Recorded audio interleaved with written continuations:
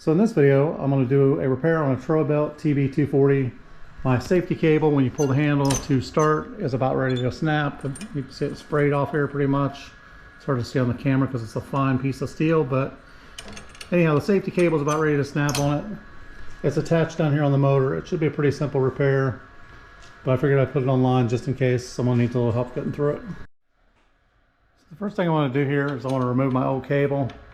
This has just got like a little 90-degree bend in it. I'm going to pull up on the cable, give it some slack, and I'm going to pull this through the hole. So that releases this end of the cable.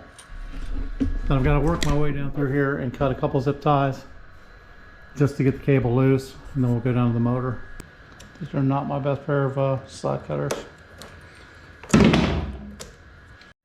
So this is my replacement part. I'll put a link in the description below. As you can see, it is high quality because Focus, so professional, made in China.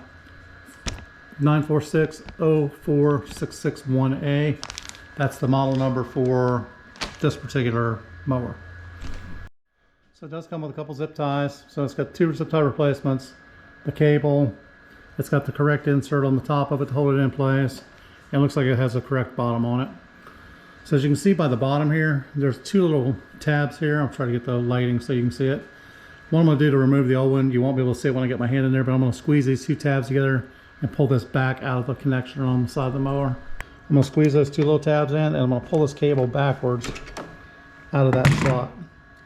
When I do that, that'll let this other tab come loose, and then our cable is free. This will turn sideways like that and just pull right out. So there's your old cable removed. All right, so I'm ready to put my new part in. Basically, I want to take this, hook it in first. That's going to hold the cable in place. Once I have that there, I'm going to hook my handle. Again, it's just a little in and 90 down. So back down here to the motor. I'm going to go ahead and insert this cable first, like so.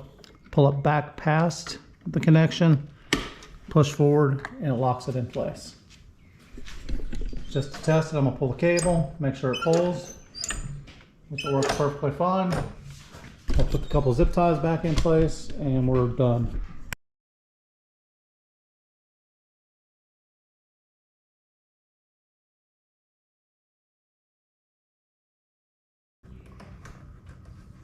Check it again.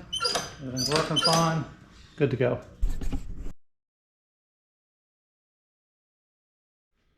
So that's all there is to replacing the safety cable on a Troy Bilt TB240.